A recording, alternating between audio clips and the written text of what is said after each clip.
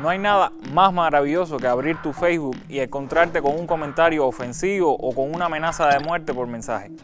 Podemos dar fe en este programa que eso no se compara con nada, salvo quizás con el regocijo de leer una supuesta noticia que termina siendo un bulo, o como se dice por estos días, fake news.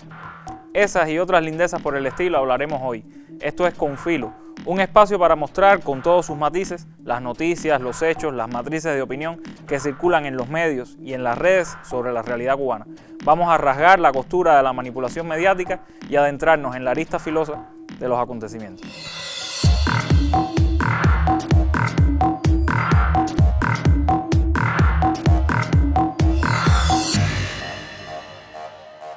Las redes sociales se han convertido en un aparente oasis donde los límites parecen no existir.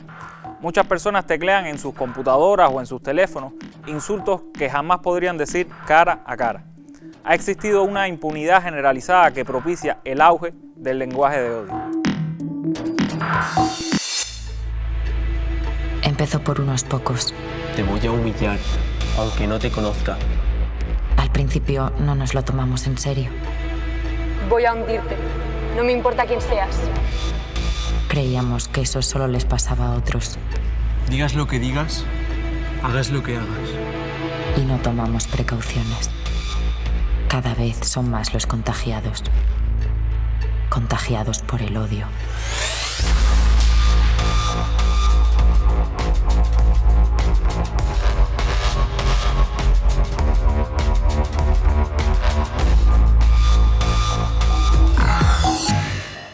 Aunque se ha hecho lugar común decir lo contrario, la libertad de expresión sí tiene límites. Términos como orden público, honor o incluso moral pública están plasmados en la mayoría de legislaciones y tratados internacionales que abordan este tema. Y que conste, no es un invento de los comunistas. Angela Merkel, canciller de Alemania, política de derechas donde las hay, ha insistido una y otra vez en sus discursos en la idea de que la libertad de expresión termina allí donde comienza la propagación del odio. Los ataques contra personas de otras creencias religiosas, el racismo o la incitación a la violencia son conductas que no pueden ser amparados por la ley.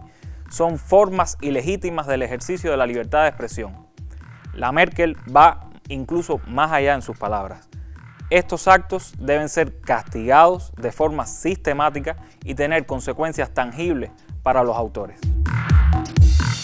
Junto a esas ofensas que tanto abundan tristemente en las redes, hay otro fenómeno que ha ganado mucha atención: las infames fake news.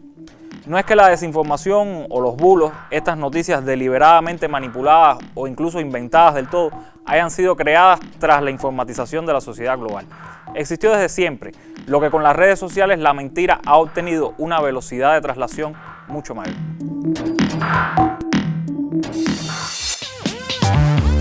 Fake news significa literalmente noticias falsas. Aunque el término lleva tiempo existiendo, el presidente de Estados Unidos, Donald Trump, lo volvió a poner de moda refiriéndose así a las noticias que no le eran favorables. You are fake news. Durante toda su campaña, tanto Donald Trump como sus opositores denunciaron una alta cantidad de noticias falsas extendiéndose en redes sociales.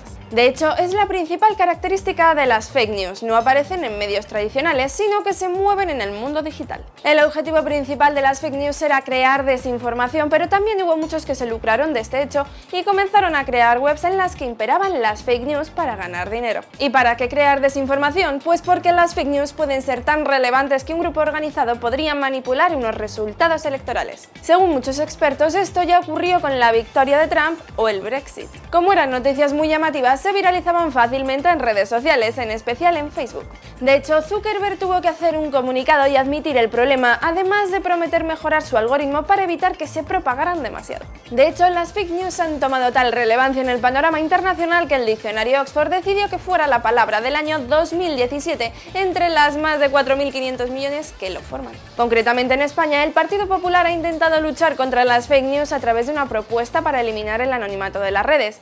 La razón: desenmascarar las cuentas que se dedican a compartir y hacer virales este tipo de historias y tomar medidas al respecto. Pero si lo que quieres es protegerte de las fake news por tu cuenta o simplemente no quieres darle más visitas a este tipo de páginas, nosotros te recomendamos instalar Fake News Blocker o la española Maldito Bulo. Estas extensiones de Chrome te avisarán si la web por la que navegas es conocida por publicar este tipo de noticias. Varios países han aprobado regulaciones contra las fake news. En Europa está el ejemplo de Francia, que a finales de 2018 aprobó una ley contra la manipulación de la información, que prevé multas de 45.000 euros e incluso la cárcel para castigar la difusión masiva y artificial de falsedades y también la perturbación del orden público. La propia Unión Europea en ese mismo año aprobó un plan de acción contra la desinformación. También está el Reino Unido, que en su marco regulatorio establece sanciones a la actividad cibernética que debilite la integridad del país, cause pérdidas económicas o afecte a un número significativo de personas. En América Latina podemos hablar del Observatorio de la Desinformación y la Violencia Simbólica en Medios y Plataformas Digitales, que existe en Argentina desde 2020, o de la Ley de Libertad, Responsabilidad y Transparencia promulgada hace poco en Brasil.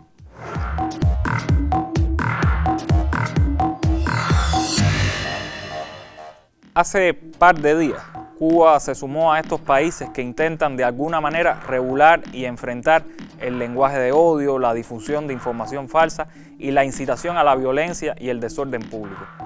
Pero como Cuba siempre ha sido víctima, de la desinformación y del lenguaje de odio, muy pronto saltaron las alarmas sobre una supuesta ley mordaza. Este decreto ley no especifica cuáles serán las penas o las sanciones para las personas que ellos identifiquen como que están publicando noticias falsas en las redes sociales.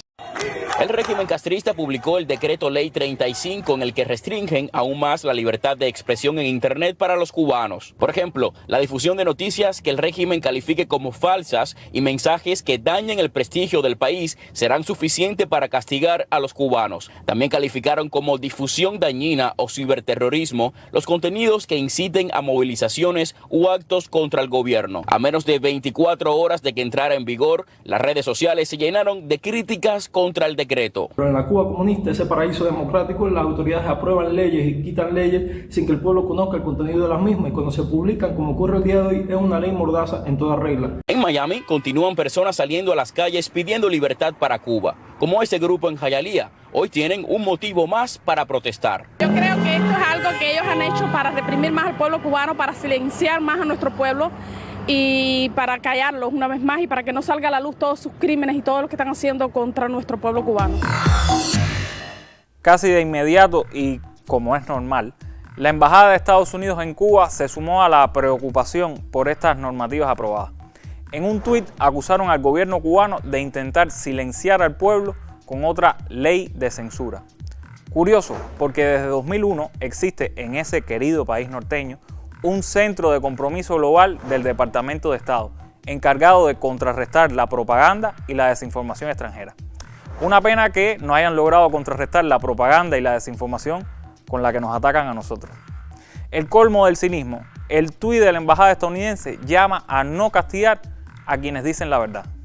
Sería bueno reenviarle este tuit a Edward Snowden y a Julian Assange, no sé si se recuerdan de ellos, seguro les alegra el día. Apenas se publicó el decreto ley 35 con su reglamento y un grupo de resoluciones anexas, se comenzaron a ver publicaciones del mismo grupo de articuladores en las redes sociales de la campaña comunicacional del 11 de julio, que llamaban a condenar esta ley contra la libertad de expresión. Si uno se dejaba llevar por lo que decían algunas personas en sus muros y en sus cuentas, criticar algo que hubiera hecho el gobierno o simplemente pensar distinto iba a ser penado con prisión. Cuba actualiza marco jurídico en materia de telecomunicaciones y tipifica incidentes de ciberseguridad. Bueno, yo creo.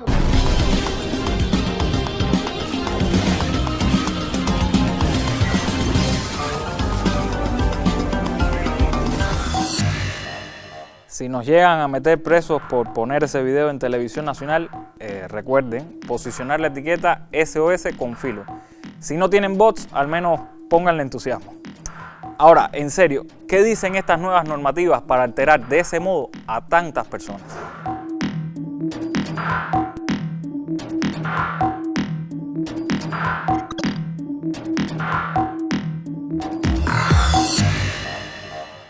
El decreto ley número 35 y su reglamento, el decreto número 42, no nace a partir del voluntarismo, del capricho o de la arbitrariedad de una persona o de un ministerio. Nace a partir de todo el cronograma legislativo previsto para Cuba a partir de la aprobación de la Constitución de la República en el año 2019.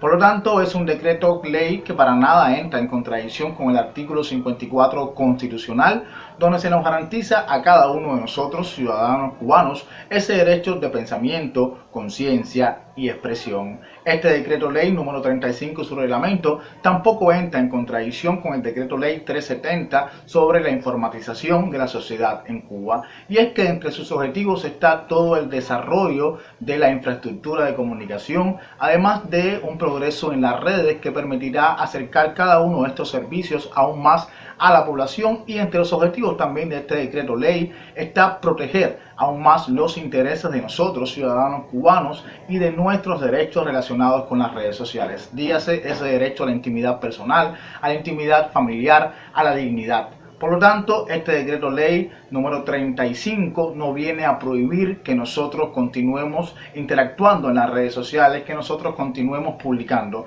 Más bien pone límites a los contenidos que pueden dañar al Estado cubano, a los contenidos que pueden dañarnos a nosotros como ciudadanos cubanos. Un decreto ley para el progreso ciudadano, un decreto ley para continuar informatizando a la sociedad cubana y, por supuesto, un decreto ley para que nuestras redes sociales también se mantengan libres de todo lo que atente contra ese derecho al honor ciudadano. La libertad de expresión es un derecho respetado y regulado en nuestra Constitución, que se ejerce dentro de límites constitucionales y legales. A los que se preocuparon por la censura, si criticaban al gobierno o se quejaban de algo mal hecho en redes sociales, les podemos decir con absoluta tranquilidad que van a poder seguir haciéndolo, siempre que no ofendan y no difundan información falsa o inciten a la violencia. Eso sí, no habrá autopista para el odio y el cambio de régimen. Este debate suscitado por el decreto ley 35 también nos debe servir de reflexión a los que defendemos el proyecto socialista. No nos dejemos intoxicar por el lenguaje de odio.